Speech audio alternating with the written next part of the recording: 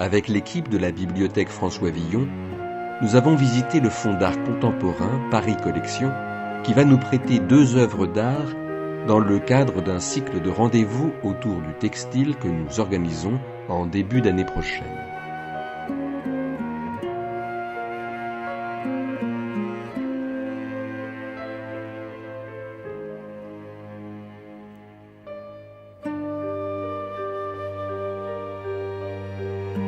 La mission du Fonds d'art contemporain est de soutenir la création contemporaine tout en faisant circuler les œuvres hors des musées. Aujourd'hui, la collection compte plus de 23 000 œuvres couvrant 2 siècles de création, de l'art historique à la production contemporaine la plus récente. Ce qui frappe, c'est la volonté d'inscrire l'art dans la ville. Les œuvres sont pensées pour être prêtées, exposées, partagées dans des écoles, des bibliothèques, des hôpitaux, des équipements sportifs ou sociaux. L'équipe développe des programmes très variés pour toucher des publics éloignés de l'art.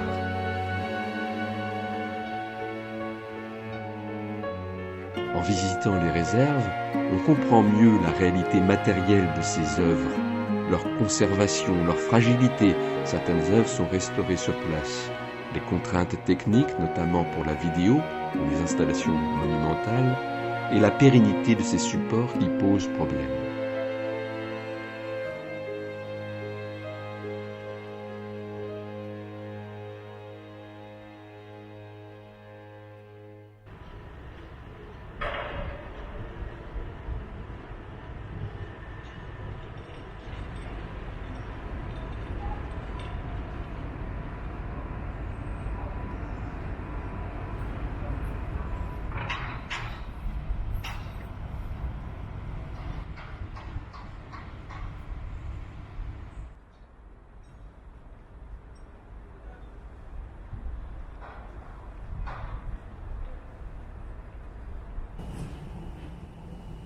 Il n'y a plus de sol, nous n'avons plus de poids. Léger, l'air nous avale et nous aspire dans l'ascension. Nous ne sentons plus rien en dessous, sans un regard vers le bas qui n'existe plus. Dans la montée, l'élévation vertigineuse, nous voulons monter encore, aller toujours plus haut, ne pas décoller les yeux du ciel qui nous attire irrésistiblement, nous fascine à nous tourner la tête, propulser, même si c'est lentement, le corps tendu pour monter toujours plus haut, plus loin, monter encore, ne faire que monter, s'élever sans fin, sans sentir la pression sur notre corps, ni penser à la suite, filer dans une seule direction, sans envisager la chute, anticiper le retour, se propulser là-haut, là où personne ne nous attend, ne peut plus nous atteindre.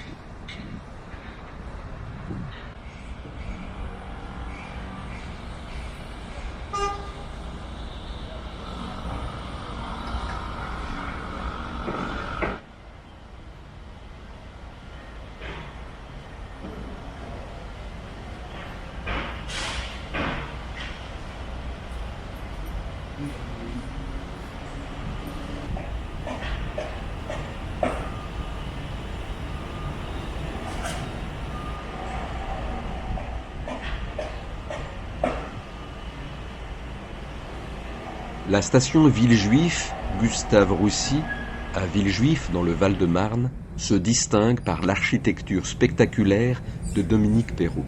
Son immense cylindre vide, creusé à près de 50 mètres sous terre, sa verrière monumentale, toiture transparente en forme d'œil, canalise la lumière naturelle jusqu'au quai.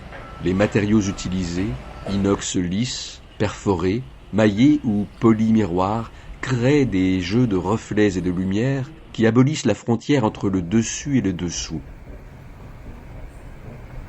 L'artiste chilien Ivan Navarro a conçu un projet artistique formant un ciel étoilé, composé de néons et de miroirs, qui donne à l'architecture de la gare une illusion de profondeur infinie.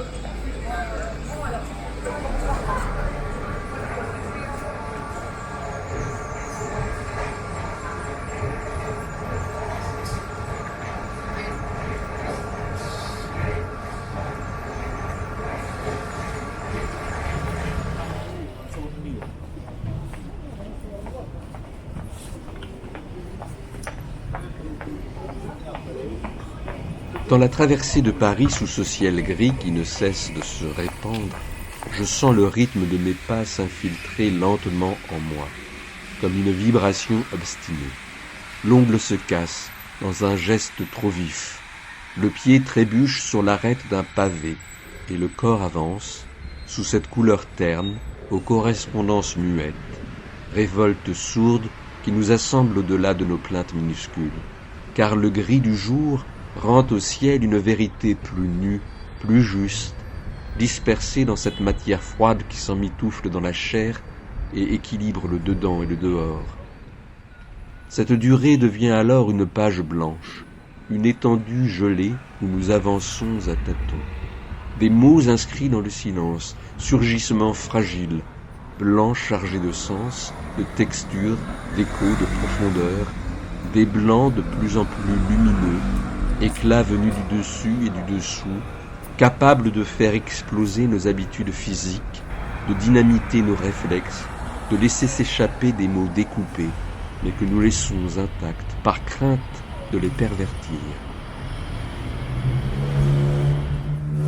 Car ces blancs deviennent eux-mêmes langage, socle inversé du monde, d'un autre monde, à creuser, cogner, agripper, éternité logée dans l'instant figé, sous la lumière vacillante, tandis qu'au loin la sirène tourne en boucle et que la folie gagne la ville.